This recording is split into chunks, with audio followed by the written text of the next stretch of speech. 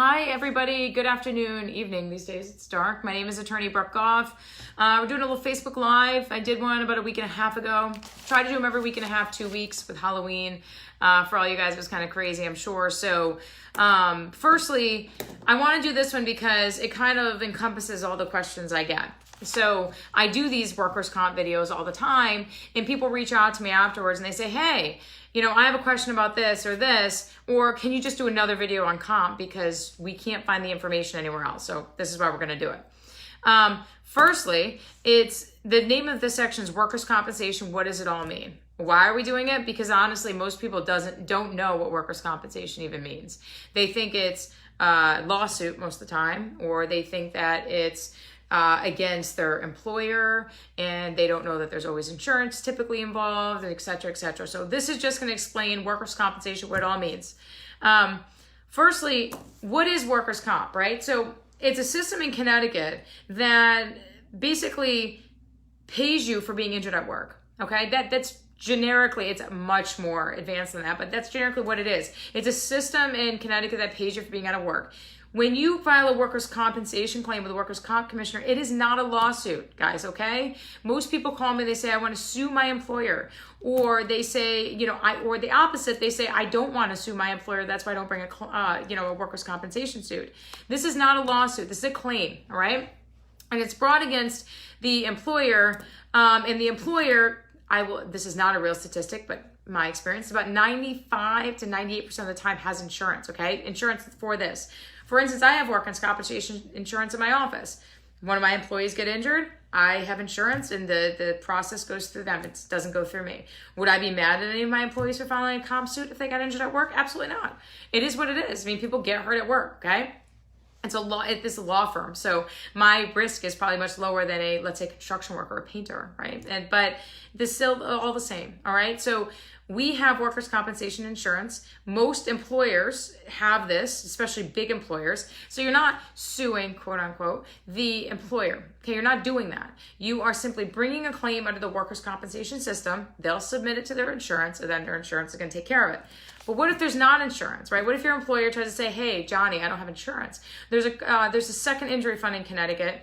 It's a resident really, but it's a state funded program in Connecticut, and they kind of take over. It's another topic for another video, but they come in and they take over, and basically it allows you to bring a claim, get compensated for it, and then they go after the employer. But for today's purposes, workers' compensation claim, not a lawsuit, okay? It is just a claim. It involves workers' compensation and the employer. That is huge. What does that also mean? So also by filing workers' compensation system in Connecticut, what you give up is the right to collect pain and suffering, right?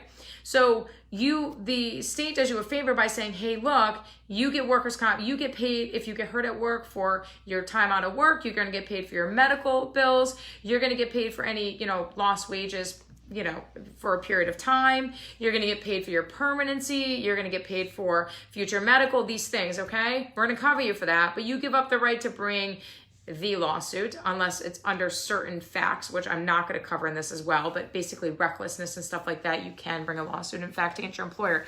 But for today's simple purposes, you give up the fact to collect pain and suffering, right? You don't get that in workers' compensation. So when you're watching TV, and you see, they don't, thank you, Laura. They don't necessarily say, hey, so-and-so got hurt in an accident and we got him $3 million, right? And you're like, wow, $3 million. I had that same injury and I was hurt at work. It's not how it works, because a lot of times, guys, that $3 million is made up of about $2.5 million of pain and suffering, all right? So you're limited to this work, to the economic aspects really of this, not the non-economic aspects. That is workers' comp. But in exchange, right, you get the benefit of having a system that's going to make sure you're paid for your lost wages, your medicals, and everything else. You can see doctors you need to see, and you can get paid your wages. What you have to understand is that's a huge advantage, depending on who you talk to. Work in a car accident, for instance, in Connecticut, we're not a no-fault state. What does that mean for you? Well, what it means is that you can get in a car accident and you don't get paid for everything till the end of the case, meaning you don't get paid your medicals, you don't get paid your lost wages until the end of the case, unless you have med pay. Comp says, hey, look, we're going to guarantee this is paid and it's going to be paid as it goes. So that is a huge benefit that's overlooked a lot of times, but that's why it's comp, not a lawsuit. Can you bring a lawsuit against your employer? Let's say I don't know, something happened, it was terrible. If they were grossly reckless, trust me when I tell you that. When I say grossly reckless, I mean, John got up on the roof with you when you were trying to fix the roof and pushed you off hoping that you would get injured on the way down. I mean, that is the reckless. But a comp case could be a third-party suit, right? Not against the employer, but if, let's say you're driving for work, you're an electrician, you're driving from one house to another, that comp can come in and because obviously you're hurt at work, but you also could sue the driver that hit you, but you're not suing your employer, right? So that would be what we call the hybrid case, and you would be able to bring a third-party action, just to let you know. So for today's purposes, to keep it simple for workers' comp, right? You can't bring a lawsuit, but you get the benefit of having comp protection, which to many people is, to get paid when you're out of work, which most people in Connecticut, it's too expensive, don't carry this short-term, long-term disability, and you get your medical bills paid so you can go see good doctors.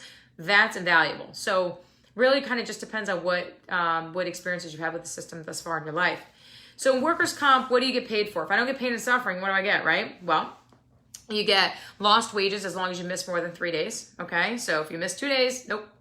More than 3 days, yes, you get lost wages. And trust me, those defendant doctors know that. So they put you back to work at 2 days, 23 hours, and 59 minutes, and they know you're not going to get paid. Again, another reason why you get your own doctor quickly, because they can really screw you from the beginning. What else do you get? You also get a benefit called 308A, and you don't even know what that means, but it's the inability to earn as much as you could have earned in the event the accident didn't happen. So it's a loss of earning capacity, right? Look, I was a house cleaner. I was making $25 an hour. I was on track of getting a position to make $30 an hour, right? And since this accident happened, now I can't do that job. I have to take another job worth $18 an hour. Well, that's capped at the amount of your permanency benefits. Again, something for another video, right? However, understand that there is some benefit built into comp for that. You get your permanency rating. So obviously, if you hurt your back, or you don't need a surgery, but let's just say you break your ankle and need a surgery, that ankle is never going to be the same as it was before the accident. Just like if you hurt your back's never going to be the same as it was before the accident, right? So that's called a permanency rating. So you started at 100%, let's say before the accident. Well, now that you hurt your back, maybe you're at 95% or 90%. It's all with this guideline. It's called the AMA guidelines. Actually, right here, I have one. I can show you. You don't need to know. Look, it's textbook number 1, boring. I get PTSD every time I think about it because it reminds me of law school. But this is your AMA guidelines, guys, okay? So this is what the doctor looks at. He's like, okay, Jane Smith, back. This is what you can and can't do. Jane, bend over. Tell me what you can do. Jane, walk like a duck, whatever. And they say, okay, you're 5%. So we take that number, it's more complicated than that, but we take that number and then we plug it into a formula, and that pops out what the amount of money they have to pay you for your permanency is, okay? That's called a permanency rating payment. You also can get compensated for your increase in permanency. Increase in permanency means, obviously, if you're 40 and you have a 5% now, what's that 5% going to turn into in 10 years, right? 20 years, so your life expectancy. So you also get paid for the increase in your permanency as well. Future medical, yes, and I'll go through this in a second, you can get future medical as long as the doctor tells you she's going to need it. You are okay, perfect example. You had a serious injury and it required compression stockings. You got a blood clot in your leg, and now you have to be on painkillers the rest of your life. Or excuse me, painkillers, high blood pressure meds the rest of your life. They're going to have to pay for that, right? Because but for your comp accident, this wouldn't have happened. So they would have to pay for that lifelong. Again, a lot of things need to come together for that, but that's another benefit you get. Mileage, round trip. Yes, guys, you get round trip mileage. Round trip. Okay, I'm going to repeat it again. Round trip mileage. And you get it at the rate that it is for the year. So let's just say this year, for instance, it's like 58 cents a mile right now. Maybe next year it'll be 59, maybe it'll be 57, I don't know. But you get it at the rate that it is. And you get it round trip. Do not short yourself by sending one way, because they will play you and they will be like, see ya, hopefully this guy never picks up on the fact that he just shorted himself by 50% of what his mileage should be. They check them only when it adds up. Basically, they do things to benefit them, just like most people, right? So if they think that there's a problem, they're not gonna look too far into it, if it would benefit you. If they think there's a problem that would benefit them, of course, they're gonna look deeply into it. Many clients, I can tell you that.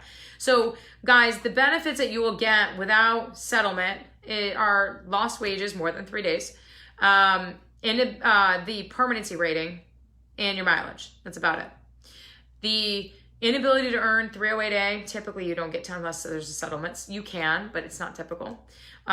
Increase in your permanency, not going to happen unless you settle. And future medical, not going to usually happen unless you settle, right? Because if they were going to just pay you future medical, they would pay it as it goes if they didn't settle. So guys, to settle, you need an attorney. And I'm going to tell you that, and I'm going to put my pen to it, whatever you need. My clients can speak for me. I don't want to do it, but I had a guy come in, $36,000 offer. It was a very bad case. I'm not going to give you details in case you know him. You might be able to identify him. However, just settled for $75,000. He had an offer of 35, and I said, sir, I'm happy to help you. I can definitely do better than this. Your case is worth more. No problem. I've had it for maybe 4 months, and we turned it into $75,000. Why? Because they weren't giving him these benefits because he didn't know he was owed and he didn't know what to ask for, right? So if I'm telling you 308A, right, this is this benefit you can't earn as much as you might not know that the limit is the permanency benefits.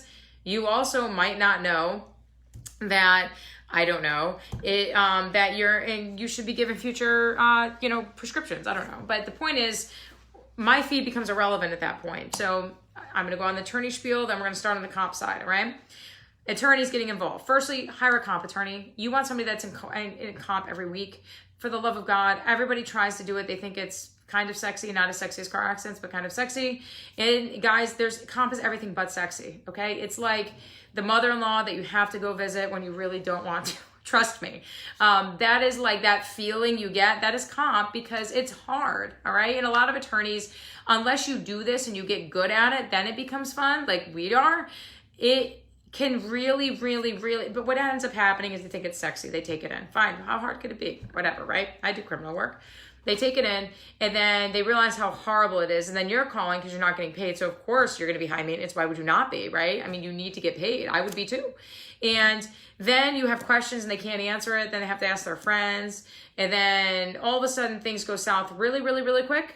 And all of a sudden now your case isn't getting the attention it needs. And all of a sudden now your case went from a $100,000 case to a $20,000 case. Hire a lawyer that does comp, guys. We know what to expect. We know what to do. We know the answers to 99.9% of the questions. We know the commissioners. We know the attorneys. We basically can pretty much give you a skeleton of what your case will likely look like. Now, can things happen? Yes, of course.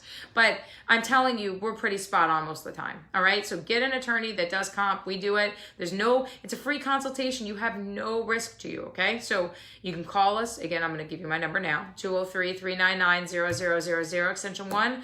It's a free consult. What do you have to lose? You get a lawyer. You're not going to, just get anybody. You get a lawyer. You talk to them. If it's me, great. If it's one of my partners, great, fine. And we all know the same. And we guide you along the way. Then you can make an educated decision as to whether you want to move forward or if you don't. If you don't, fine. If you want to do it on your own, fine. However, let me give you an example. Let's say your case just happened, right? September, 2019, right? And you're like, I'm going to try to do it myself just because I'm going to try to do it. And you Google, you spend tens and hundreds of hours trying to do this because that's about what it's going to take you. Then you get to the end and you're like, wow, they're screwing me. You're going to hire me anyways. Now I'm going to get paid the same exact amount that you basically worked for because it's 20% under the statute, right? So don't. If you hire an attorney, you get your lost wages for what's called TT when you're out of work. Those all go to you. If you're TPD, light duty, those all go to you. No attorney's fee. If any attorneys tries to touch it, again, move on. There's many of us that don't. Mileage, that all goes to you. I don't get paid usually for like at least a year out. So my fees are relevant, really. And honestly, it makes I get you benefits you didn't know existed. I do a demand, and we get you much more you'd ever get on your own. Even after my fee comes out, you get well more than you could have gotten on your own. You save yourself the stress. Okay? That's my spiel. I stick to it. That's it. All right? Now I'll address it a little bit later. So, and by the way, if you have a no work capacity, this is very rare. We get one, probably 2 a year, right? Because most doctors know the drill. Defense doctors know the drill. And they say, hey, look, he's got a work capacity. He can't do anything except sit there, but he's got a work capacity. Sure. Like anybody's going to hire him, right?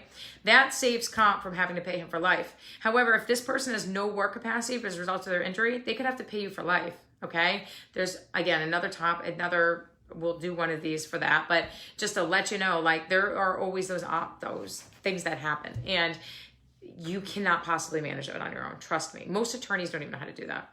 All right. So I'm hurt at work. How do I start? You're going to tell your employer if it's safe to do so. First, you're going to obviously say, okay, am I okay? Am I bleeding? Is this urgent? Is this like something that I need to see a hospital right away? I'm going to bleed, whatever.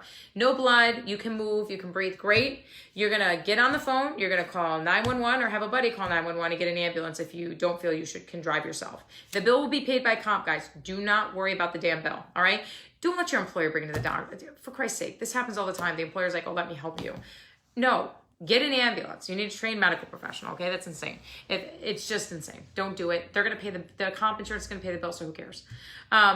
Get to a hospital, get looked at, all right? Don't just go to Concentra. I don't care if they tell you to go to the damn hospital, all right? Get looked at from a physician that's unbiased. When you go to Concentra, you're screwing yourself because honest to God, Concentra, urgent care, these types of things that have contracts with the employers, not that they're not, decent doctors. I'm not saying that, but I'm saying that like they are at OC Health. These are places that do this. And they're also places that have relations with the insurance companies. Okay. So go to an unbiased hospital for the love of God, please.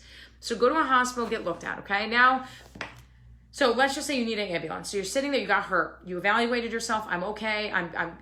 It's not life-threatening. Fine. You're going to pick up your phone. You're going to call 911 if somebody's not around. You're going to get an ambulance to come pick you up. All right? If you're one of some of your coworkers are there, make them do it. Then you're going to call your employer and say, look, I was just hurt at work. I'm going to the hospital, right?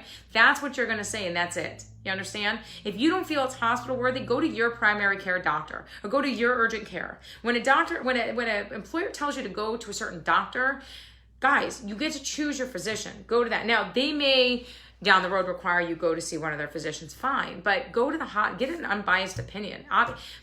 If the defendant is sending you to go somewhere specific, right? That's I don't know. That doesn't make me feel all warm and fuzzy inside because obviously, why are they sending me there? I'm gonna all my paranoia is gonna go crazy if I were an injured individual, and my clients do, right? They ask me. Now, your contract may require you to see Concentra at least once. Fine. Go to the hospital, get looked at, and go to Concentra once. Big deal. But your first appointment somewhere needs to be with a professional that is unbiased. A hospital, a walk-in, I don't care as long as the employer didn't give you the name. Okay? Good. Now, let's say you've reported to your employer, you're not life-threatening, now you've gone to the hospital, now the employer wants you to see Concentra. If it's in the contract and they can show you, fine, go to the Concentra, or go to OC Health or whatever. Again, I'm not saying these are bad doctors, guys. I'm not saying that. I'm just saying that your employer's sending you there, right? Like, why? You get to choose your doctor and comp, check the statute, so do that. I'm going to tell you, make an appointment with your PCP. They know your baseline if you have one. A lot of people don't. But they know your baseline. Make an appointment with your PCP. Then go in to see your PCP and say, hey, Dr. So-and-so, I've been injured. And they'll write up a report and what their recommendations are. Do not go to a chiropractor unless you are sent there from an actual physician that is capable of sending you there. You're a orthopedic something. Comp does not like chiropractors, guys, all right? And I'm sure this thing isn't blowing up my newsfeed here. They do not like it, and the bills may not get covered. Don't say, oh, I had a car accident, and I had a chiro. He was great. Let me just make an appointment. Do not do that, okay? Orthopedic, urgent care, hospitals, fine. Chiropractors are difficult. It's a referral-based system there. It's kind of like if you're like, oh, well, I want to go to physical therapy. You don't just go there. You get a referral, all right? So again, now let's just say you're home, you went to the hospital, now, I don't know, you called your PCP, what do you do next? You're going to file a 30C. I think I have one here, actually. You're going to file a 30C. This is your notice of claim. You have 1 year to file it. Just file the thing so you can forget about it, all right? That's it. Again, it's going to be backwards, sorry. That's what it looks like. It's on the comp website, okay? If you are thinking about getting a lawyer, your lawyer's going to file this for you as a legal document. So talk to a lawyer first before you file it. Basically, that's what I'm telling you. Unless you're hell-bent on not getting a lawyer, which is fine, then you can file it yourself. But it's a legal document. How many of these my clients can tell you I have to change because they didn't fill them out right and or they left something off. And let me tell you, if your neck hurts today, and let's say you do your 30C, right? Let's say you fell and it hurt today, and I don't know, let's just say 3 months from now, because you're favoring your neck, now your back hurts, and you never amended this, you could be in trouble, okay? The employer has 28 calendar days, guys, not business days, calendar days, to file a 43. That is this. This is them denying your claim. It's going to come certified. And guys, if you get a letter from workers' comp or anybody and it's certified, pick it up. It could be stopping your checks, okay? We call those fire forms. It could be stopping your checks. For the love of God, pick them up, open them. You might not like what you see, but open it, okay? Because let me tell you, you're going to be like, wait, I didn't get a check last week. And then you're going to say, wait, I didn't get a check the week after. And then you're going to realize it's because you didn't open the form, okay? You object to this when it's filed, okay? You do that by a hearing request. Again, a lawyer will do that for you. Next is with that 30C, I want you to file this. If you decide to do it yourself, and I don't encourage it, again, my unbiased opinion, this is called a 1A form. I wouldn't be teaching you guys if I were biased. I'm trying to show you why you shouldn't, okay? But again, I wouldn't be teaching you if I were biased. This is the 1A form. This is how we calculate your wages, okay? You fill out how you file, single, head of household, whatever. Then you fill out your, obviously, name, date of birth, if you're 65 or older. Then name your dependents, because that all depends when we calculate your comp rate for some years, okay? So again, the 30C and the 1A should be filed together. Your 30C, guys, has to be sent certified, okay? I'll say it one more time, certified. It's like Beetlejuice, right? You have got to file this certified. If you file it and you just go hand it to your employer and he doesn't give you a receipt, I guarantee they're going to probably deny you ever gave this to them. You have to have proof after that year that you did it in case they try to contest it, right? So this has to be certified to workers' comp and to the employer. Choose the comp. Your jurisdiction for workers' comp can be where the accident happened or where you live. So if you, a lot of people in Connecticut travel, if you work in Stamford, but you live in, I don't know, Hartford, file in Hartford. You can go to your hearings. Or you can attend with your attorney, or it's just better when it's closer to home. Then like when you have to go for settlement hearings and stuff like that, you can go. Okay, so now guys, we have filed our 30C. We got the 43 in the mail. You're panicked already. They're saying I deny the claim, and now you're like, I wish I called Brooke initially. Fine, call me at that point, but you should call me first. Then you got the 1A form. Let me tell you why this is one of the most important forms. Most attorneys don't even file the damn thing, and I don't get it. Let me tell you why a 1A form is the most important form. This is how we calculate your comp rate. My firm invests in a program. It's called Comp Tools. The defense attorneys have it, so I figure if they have it, why wouldn't we have it, right? And we invest in this program. What we do is we plug in the information from this and your 52-week wage history, which we order. You have to get that from your employer, guys. That has to come quickly. And then we plug it in and it tells us what your comp rate is. What if they're underpaying you? Do you want to find that out 6 months later when they've been underpaying you $50 a week? Or what if they're overpaying you, right? Do you want to find out that they are claiming an overpayment of $5,000 6 months later? No way, right? Why would you want that? Take care of it in the beginning so that there's not all these crazy issues that are going to create hearings, problems, confusion for you, and you're going to get audita. So again, this is an important form. 52-week wage history, your adjuster has got to give it to you. But again, you should be giving to your attorney because you should have one, right? But if you don't, if you decide to go on your own and take it on yourself, I can almost guarantee you that you'll be calling me eventually anyway, so just let me work from the beginning and do it my way. That way you're getting all the benefits and you can allow me to be in retentive and it's fine. The 52-week wage history is what I get. I plug that into, I add that all together, divide by 52 or 26, depending if you get paid bi-weekly. Then I plug this information in and bam, there's your comp rate, right? It's usually about 68% of what you get. And now we know. Now we ask for what's called jurisdictional voluntary agreements. These are green, guys, 4 green pieces of paper given way in the beginning of the case. Should be if your attorney's doing their job. Or if, well, I shouldn't say that because the attorney can do their job like we do. And once in a while, the adjusters are just really slow, all right? So most of the time, those green pieces of paper they don't have a rating on them. They're pretty much blank, but it says we agree on this comp rate. We sign it, we go to the commission. Now there's no questions when it comes to settlement. And now we can settle it, relatively quickly or swiftly when it's ready, okay? Doctors, choose your doctor wisely and choose them in the beginning. I hung up with a client today, wanted to change physicians. I respect that totally. Things happen. However, in comp, things don't happen, guys, all right? The commissioners don't want to hear it. They don't care. The other attorneys want to make it inconvenient for you most of the time. Some of the time they don't, but most of the time the adjusters don't care. And think about that. You want to change physicians 6 months in. You know how much of a pain in the butt that is for the insurance company? So they're going to fight it tooth and nail. So unless you have a serious break in communication, the doctor hits on you if you're a woman or a man, or the doctor says inappropriate comments to you, or they're just not taking into account what you're saying, you're not changing doctors, guys. It's not happening. So make your choices wisely, okay? Because those doctors are, and let's just say you go to a doctor twice, you don't like them. Tell your attorney ahead of time and or just tell somebody that you don't like them. Why? Because you are going to be screwed in 8 months when you call me, and I can't help you. So choose your doctor wisely. Guys, you should always talk to an attorney about your doctor too. We know which doctors are linked with the insurance companies and which aren't. And I don't care how well you know a doctor, their paycheck is worth more than making sure that you get an extra few percentage that you deserve in your rating. It's just the way it is. All right. let's say you've been dealing with your doctor. Now, you know, you don't want to change, you're doing well, everything else. What benefits do you get in comp, right? And this is a long video, but I think it's pretty educational that you guys understand it. So you get TT benefits. This is temporary total. If you miss more than 3 days of work, you get TT, right? Use that comp rate, pop it out, boom, boom, boom. That gives us your comp rate. And those are temporary total. That is when you're out of work. There's no attorney's fee on that. Some attorneys will take any excuse to say, oh, I got a fee, we got a 43. 43s are filed in every case, save it, all right? So here's the deal. We don't, it doesn't make it contested. I'm telling you guys, attorneys regularly try to get these cases contested because they feel they should be paid sooner.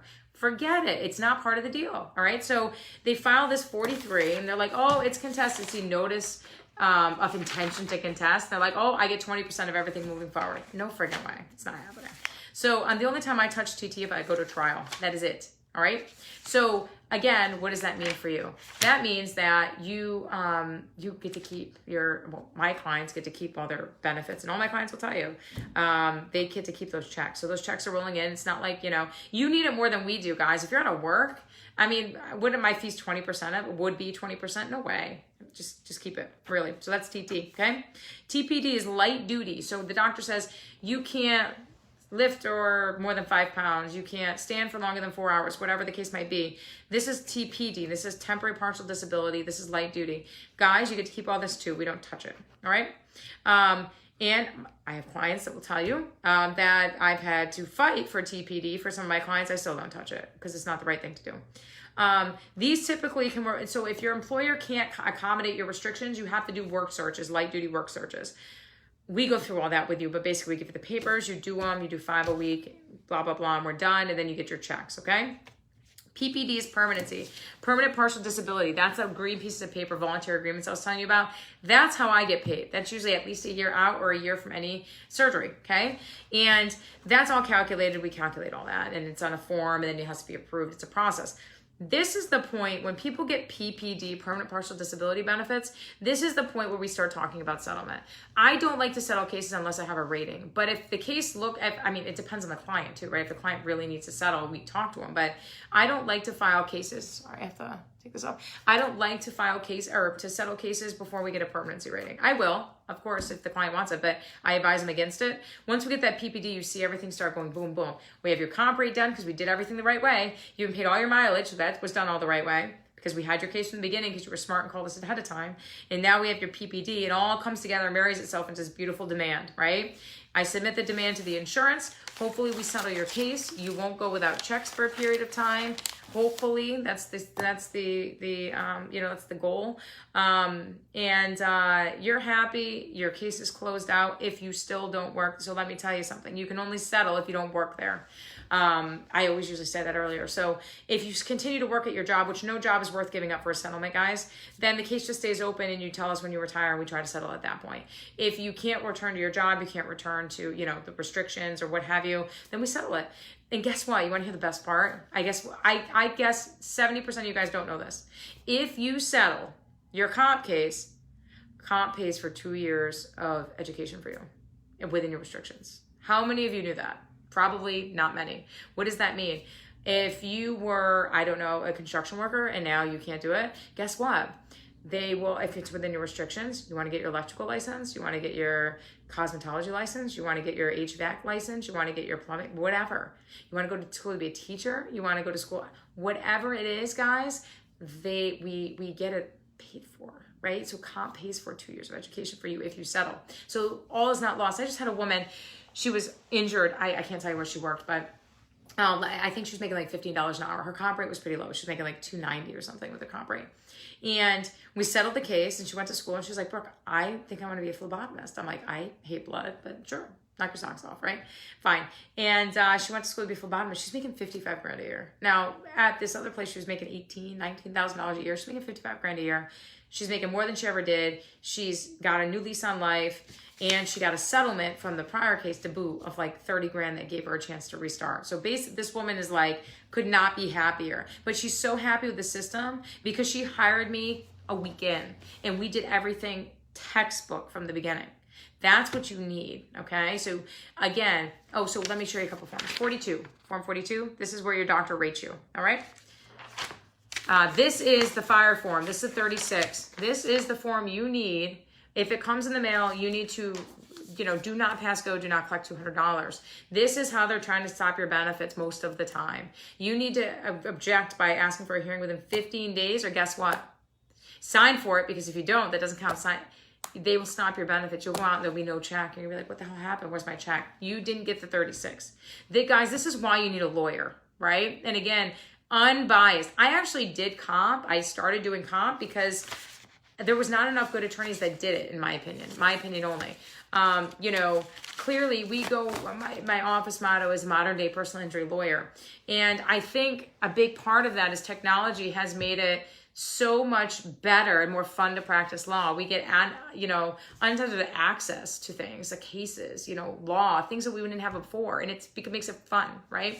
So with workers' compensation, we handle it much differently than other firms. It's not like you come in here and it smells like mothballs and my hair's falling out and all this other, and it's not the way it is. We make it, honestly, we try to make comp as enjoyable experience as possible, if that's possible, right? So I love to hear feedback. I love when, my clients, you give us reviews online. I love that. You can read up our reviews. You'll see my comp clients, they love us, and they love us because, now, of course, there's always a case or two where the client doesn't understand, something's going on, or they get a bad lawyer on the other side, and we fix it. We always fix the problems, but they're unhappy for that 5 seconds. But look at our reviews. Look at Google, Avo, Facebook, whatever. You can see, our clients love us, and it's because we do good work and we do it differently than everybody else. That's how you get ahead, guys. You do things differently. You say, what is everybody else doing? And now I'm going to do it better. And that's what we do. So that's my show for today, right? So a couple things. One, call us if you have a comp question. Call us if you have a comp case. Call us if you just want to say, Brooke, I want to know more about X. All right. I need feedback. You can call us if you have a new case at 203-399-0000 extension 1. If you just want to give us some feedback, you can call us at 203-399-0000 extension 2, right? If you want to be anonymous, and you can do that in our intake process as well. But if you want to email us, it's Brooke, BROOKE @golflawgroup.net. If you want to follow us on social media, here we are, right? Here's your chance. So go on Golf Law Group. I don't think it's at Golf Law Group. It's Golf Law Group or whatever. And you can see us on Facebook. We're also on Twitter. I like Facebook better. I post the videos there. We have a YouTube channel. And guys, a couple things about the firm right now. So we're doing this awesome. We partnered with New Haven Schools, and we partnered with Hartford Public Schools. We are donating turkeys to the schools so that families can actually have a Thanksgiving dinner, because everybody deserves a day of rest every year, and they deserve to fill their stomachs. I don't care what their situation or what their life decisions are. And let me tell you something. If we can help make that happen, we want to do that. And so for all your shares of our post, which Kylie, our social media person, is putting up at 5 o'clock, it's not 5 already, we donate a pound of turkey, up to 1,000 pounds of turkey, right? Huge. So we're donating 500 pounds, up to 500 pounds of New Haven Public Schools, up to 500 pounds of Hartford. We have our tip. So I don't know if some of you caught me. I've been on WTNH. It's super fun, little different TV thing. So we have tips starting. It's going to be on Saturday mornings. We'll post all the time and information where you can see it. And basically I give 90 seconds, not even quite, like 60 seconds of what to do real quick. What are the emergency decisions you need to make if you're hurt at work, in a motor vehicle accident? We do slip and fall, how to choose a personal injury lawyer, and childhood sex abuse. Those are the 5 topics first. And we're going to be recording them every few months. So it's going to be fun. I'm looking forward to the next adventure. The firm is growing. It's great. And guys, I'm not saying don't listen to me. Listen to my clients, right? My clients are the ones that give the feedback. And I'm telling you, if you talk to my clients, they'll tell you that our service is hard to beat. So again, guys, thanks all for watching. I appreciate it. Share the video, whatever. Tag somebody. You never know when somebody's going to need a lawyer that handles workers' compensation, that somebody's going to need a good lawyer. And if you're sitting there and you're watching this and you're like, oh, do I call her? Do I not call her? If the fact that you have to think about it means you need to call. I don't pressure anybody. It's very informal. My clients will tell you that too. Have coffee. We have really good coffee. We have some snacks. We have it's just fun. We decorate for the holidays. It's a good atmosphere. And we talk to you because you're people too. Just because I'm a lawyer doesn't make me any better than you. So again, guys, if you know somebody or you yourself, have an issue, call me. I'm very approachable, and I might be able to, where you might have to spend 5 hours Googling and trying to figure it out, I might be able to answer your question in 5 minutes. All right. take care, guys. Enjoy the week, enjoy the weekend, and I look forward to the next video next week, and catch us on Tips on Saturday morning. Thanks. Have a good day.